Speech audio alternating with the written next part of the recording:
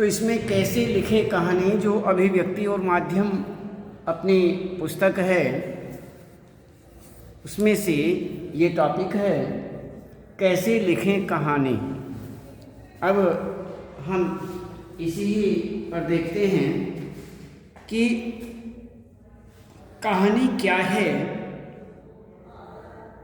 और कहानी कितनी पुरानी या कहानी के तत्व, ये सब हम देखते हैं।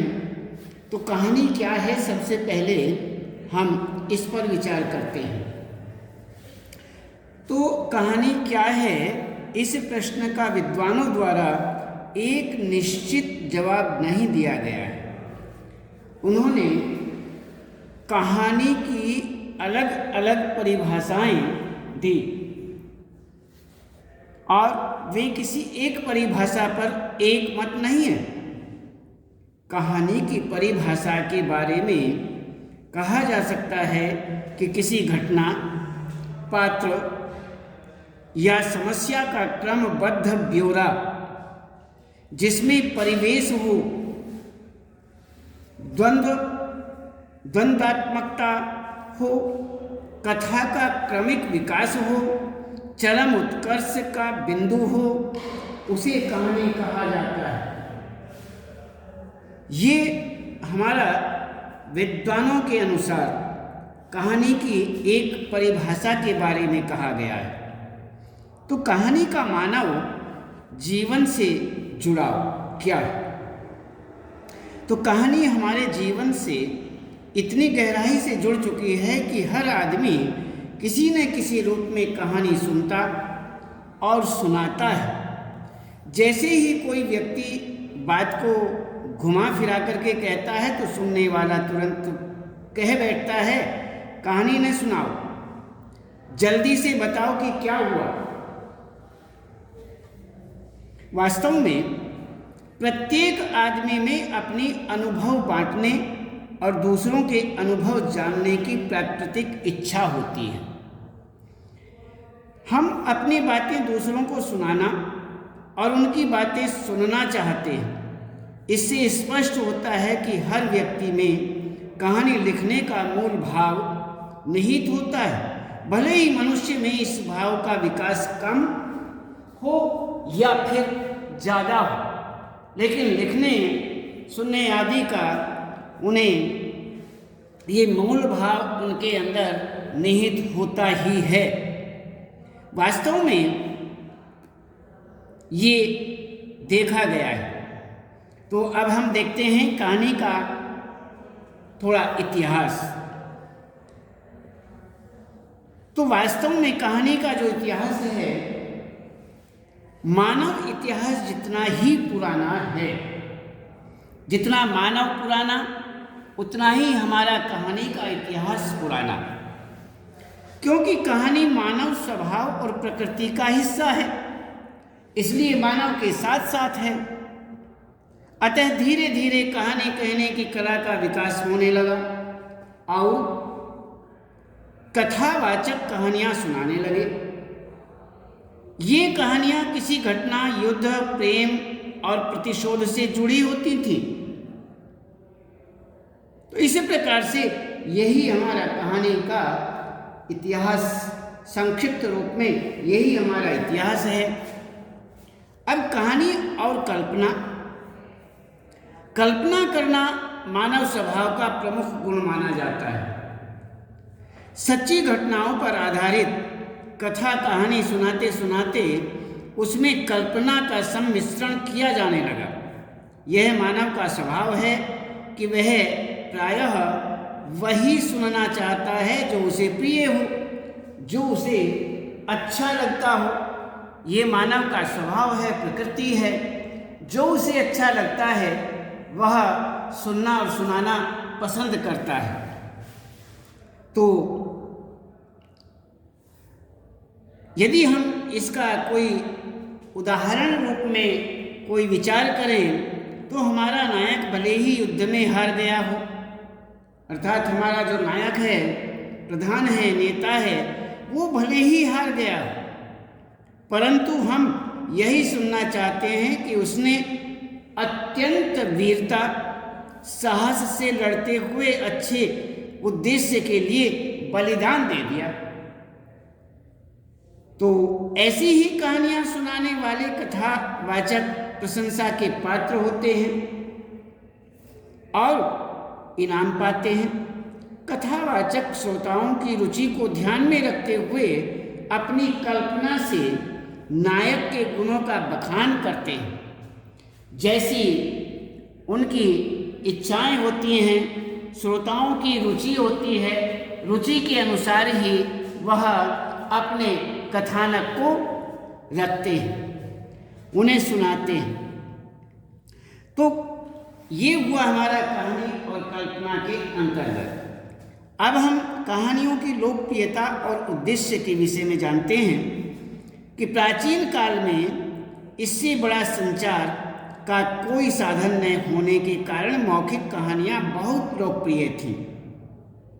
धर्म प्रचारकों ने अपने सिद्धांत और विचारों को लोगों तक पहुंचाने के लिए कहानी का सहारा लिया।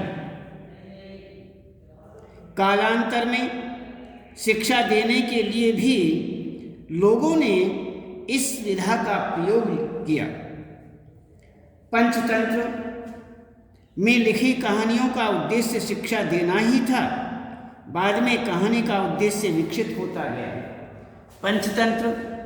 पंचतंत्र में यही तो उद्देश्य था। तो इसी प्रकार से कहानियों का उद्देश्य शिक्षा देना ही था। पंचतंत्र जिसमें 5 तंत्र हैं, 5 पुस्तकें हैं, एक कड़ी दूसरे से जुड़ी हुई है, एक पुस्तक दूसरे से जुड़ी हुई है, कहानी जुड़ती चली गई और 5 तंत्र मान लिए गए। 5 पुस्तकें हैं जो एक दूसरे से कहानी के रूप में जुड़ी हुई हैं और जाकर के अंत में कहानी पूरी होती है। तो इसी प्रकार से 5 तंत्रों के रूप में, 5 तंत्र के रूप में ये कहानी है। तो इसी प्रकार से लोकप्रियता और उद्देश्य ये हुआ। तो कहानी का कथानक देखते हैं कि कहानी के केंद्रीय बिंदु को कथानक कहते हैं। यह कहानी का संक्षिप्त रूप होता है जिसमें प्रारंभ से अंत तक कहानी की सभी घटनाओं और पात्रों का उल्लेख होता है।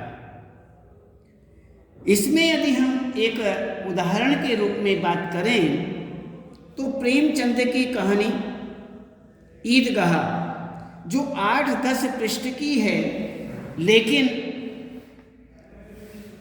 इसका कथानक 10-12 पंक्तियों में ही लिखा जा सकता है। गांव में ईद की चहल पहल है, लोग जल्दी से जल्दी काम निपटाकर ईदगाह जाने की तैयारी कर रहे हैं। सबसे ज़्यादा खुश बच्चे हैं, वे बार बार अपनी जेब के खजाने को गिन रहे हैं। हामिद की बूढ़ी दादी अमीना अपनी गरीबी से परेशान है कि सेवैयाँ कैसे बनेंगी, हामिद ईदगाह कैसे जाएगा, आदि आदि। तो बालक हामिद कहाँ मानने वाला था। तो इसी प्रकार से तो हमने इसे देखा, वह भी ईदगाह जाने वालों की टोली में शामिल हो जाता है। और इसी प्रकार से तो इसमें हम आपको बता रहे कि हामिद कहाँ मानने वाला था, वह भी ईद गाह जाने वालों की टोली में शामिल हो जाता है। ईदगाह में नमाज का दृश्य अद्भुत है। बाद में सब बच्चों ने मिठाइयाँ खाई, खिलौने खरीदे, पर हामिद अपने 3 पैसे इस तरह खर्च करना मूर्खता समझता है। वह 3 पैसों में अपनी दादी अमीना के लिए चिमटा खरीदकर अपने साथियों के साथ अपनी दादी का भी दिल जीत लेता है। तो कथानक कहानी का एक प्रारंभिक नक्शा होता है। तो कहानी का कथानक आमतौर पर कहानीकार के मन में किसी घटना, जानकारी, अनुभव या कल्पना के कारण आता है। कभी कहानीकार की जानकारी में पूरा कथानक आता है तो कभी कथानक का एक सूत्र या एक छोटा सा प्रसंग अथवा कोई पात्र कथाकार को आकर्षित करता है, तो इसके बाद कहानीकार उसे अपनी कल्पना से विस्तार दे देता है। यह कल्पना ऐसी होती है जो संभव हो। कल्पना के विस्तार के लिए लेखक के पास जो सूत्र होता है उसी के माध्यम से कल्पना आगे बढ़ती है। यह सूत्र लेखक को एक परिवेश देता है, पात्र देता है, समस्या देता है, जिसके आधार पर लेखक संभावनाओं पर विचार करके एक काल्पनिक ढांचा तैयार करता है जो संभावित हो और जो लेखक के उद्देश्यों से भी मेल खाता। तो इसी प्रकार यहाँ पर कहानी के कथानक के विषय में आपको हमने बताया। तो कथानक इस प्रकार से बनता है। तो अब हम देखते हैं कथानक के अंग। कथानक का पूरा स्वभाव पूरा स्वरूप होता है,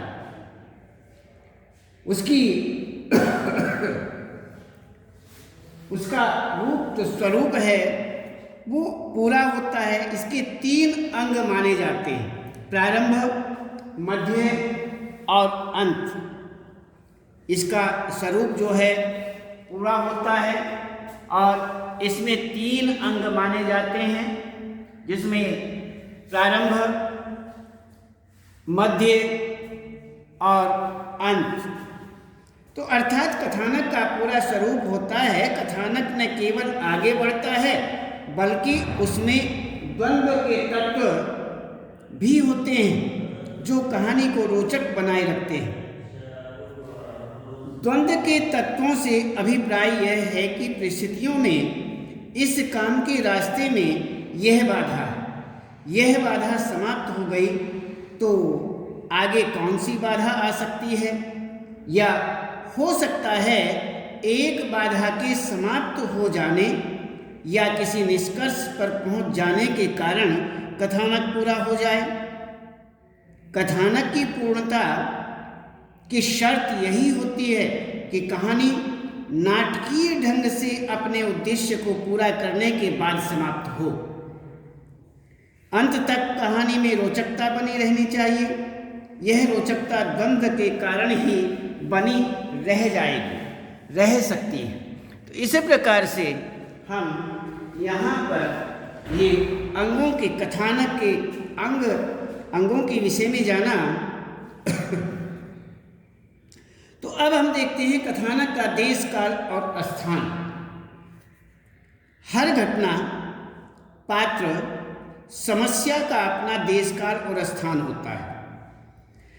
कथानक का स्वरूप बन जाने के बाद कहानीकार कथानक के देश, काल और स्थान को पूरी तरह समझ लेता है,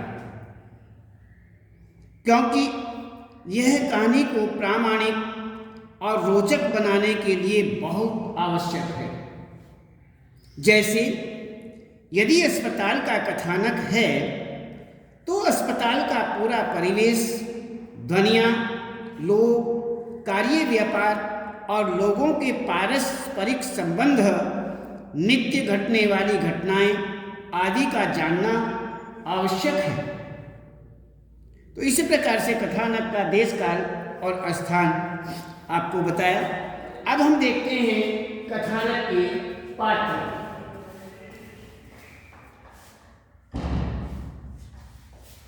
तो कथानक के जो पात्र हैं, देश, काल, स्थान और परिवेश के बाद कथानक के पात्रों पर विचार करना चाहिए।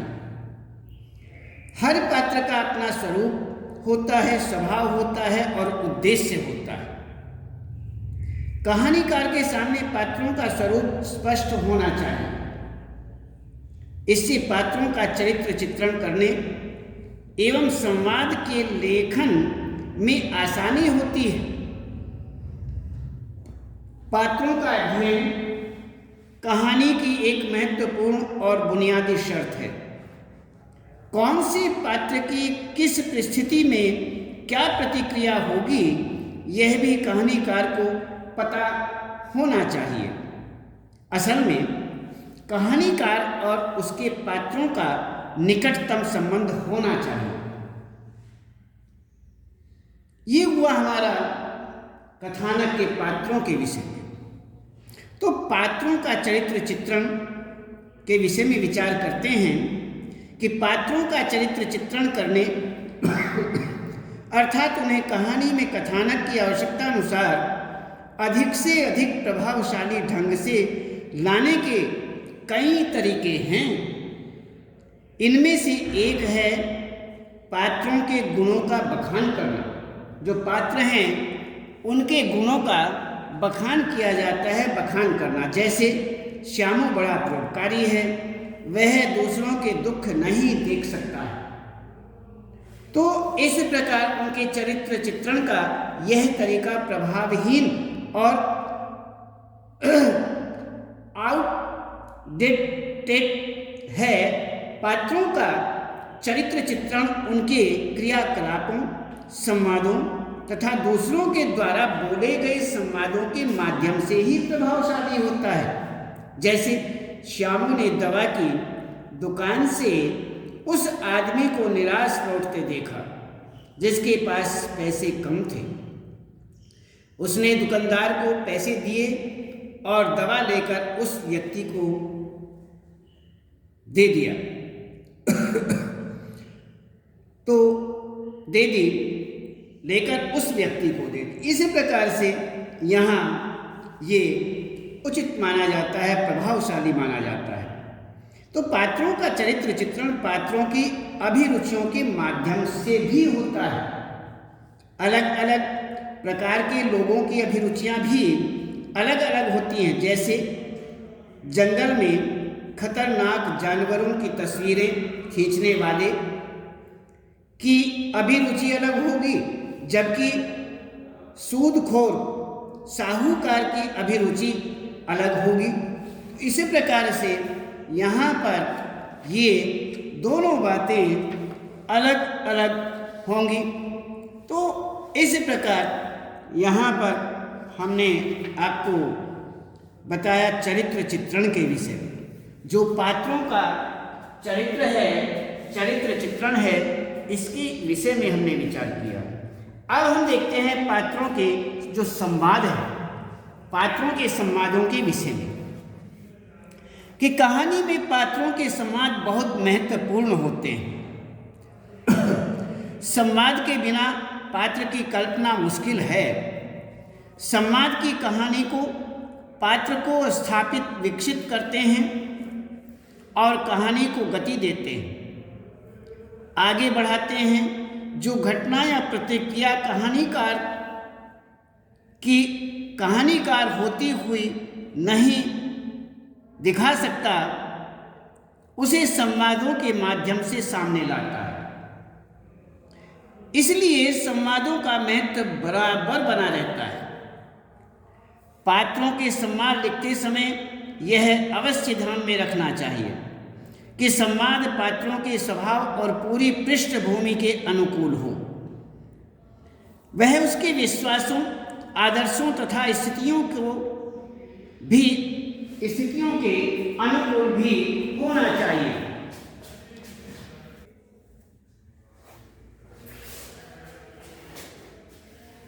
तो यहाँ पर इस प्रकार से ये संवाद के विषय में आपको बताया। तो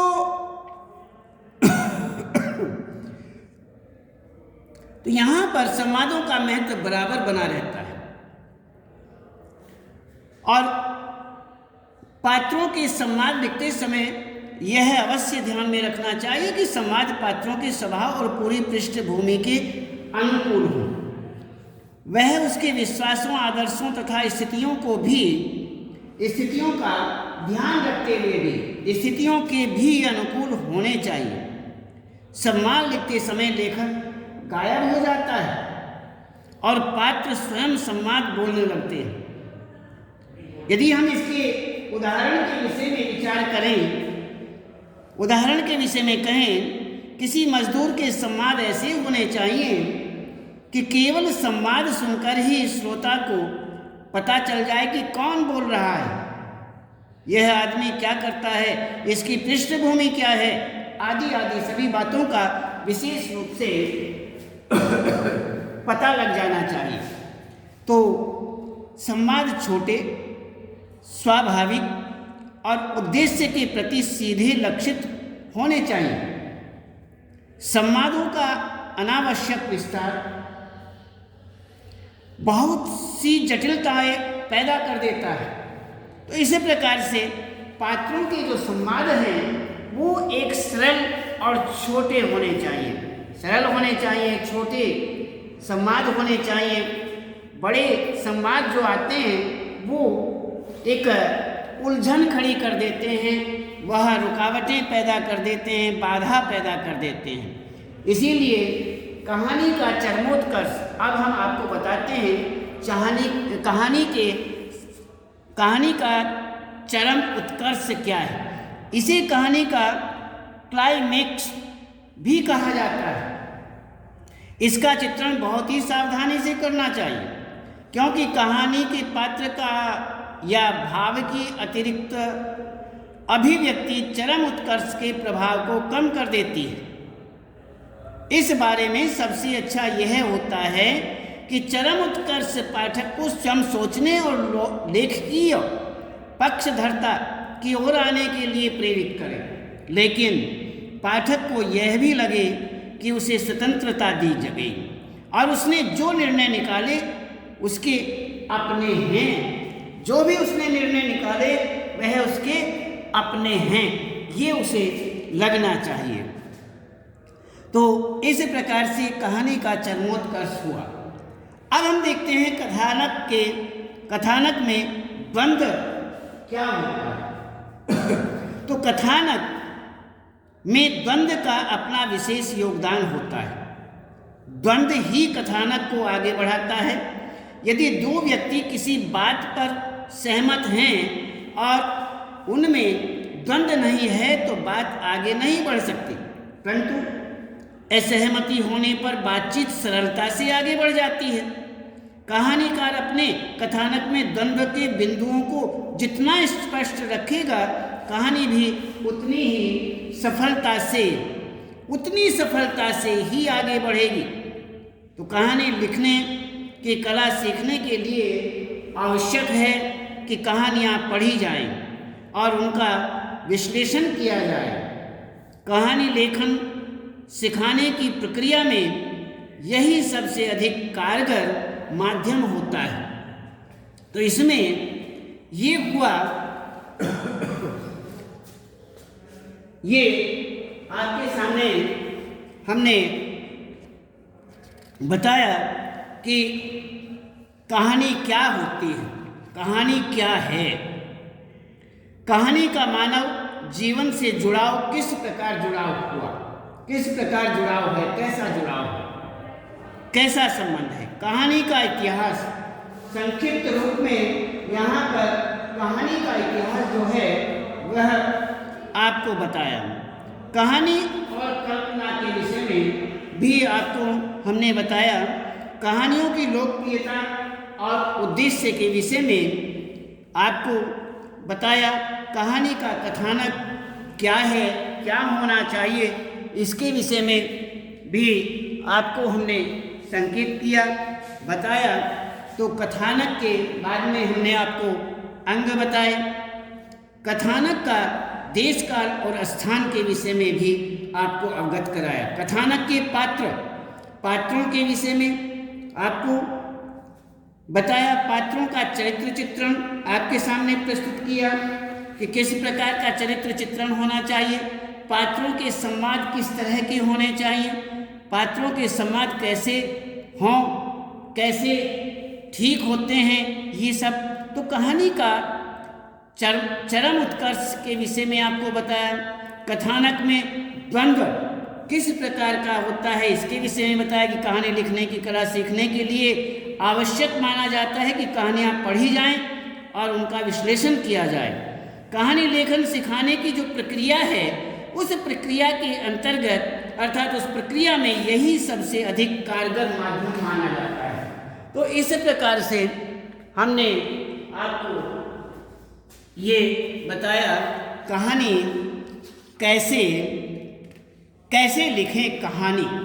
तो इसके विषय में आप कहानी पढ़ें और हम इसमें कुछ प्रश्नोत्तर होंगे, वह प्रश्नोत्तर हम आपको एक पीडीएफ के माध्यम से पीडीएफ के माध्यम से आपके सामने भेज देंगे, तो आप उन्हें अच्छी तरह से देख लेना। बस आज इतना ही और कल बताएंगे।